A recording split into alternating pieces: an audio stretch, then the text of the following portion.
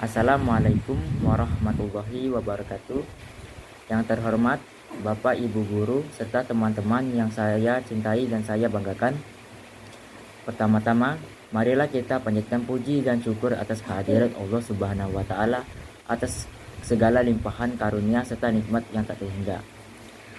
Dan salawat serta salam senantiasa tercurahkan kepada baginda Nabi besar Muhammad SAW. Mungkin ada di antara kita yang lupa bagaimana bahasa Indonesia menjadi bahasa nasional sekaligus sebagai identitas bangsa Indonesia. Bahasa Indonesia memiliki kedudukan sebagai bahasa nasional seperti yang dinyatakan dalam Sumpah Pemuda yang terjadi pada tanggal 28 Oktober 1928. Yang berfungsi sebagai identitas nasional, menjadi kebanggaan bangsa, sebagai alat komunikasi dan pemersatu bangsa yang majemuk, baik suku, budaya, adat istiadat, dan agama. Ada sebuah proses panjang penggunaan bahasa Indonesia dijadikan sebagai bahasa nasional. Oleh karena itu, sebuah kewajiban bagi kita sebagai generasi muda untuk menghargai peran dan kedudukan bahasa Indonesia. Menggunakan bahasa asing atau mempelajari bahasa asing adalah sesuatu yang penting, mengingat tuntutan persaingan di era globalisasi saat ini. Angkat tetapi, manakala di hati kita terhadap suatu kebanggaan ketika menggunakan bahasa asing, dan di satu sisi menganggap bahasa Indonesia bukan suatu kebanggaan, maka secara tanpa sadar kita telah menjatuhkan identitas kita sebagai bangsa Indonesia. Terdapat sebuah fenomena di kalangan remaja di mana mereka dengan bangga menciptakan atau menggunakan bahasa asing yang menurut mereka itu adalah suatu tren.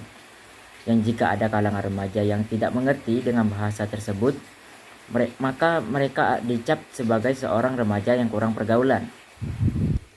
Bahasa yang mereka sebut dengan bahasa gaul tersebut kini sudah merambah pada dunia hiburan seperti yang terlihat pada tayangan-tayangan televisi dan handphone.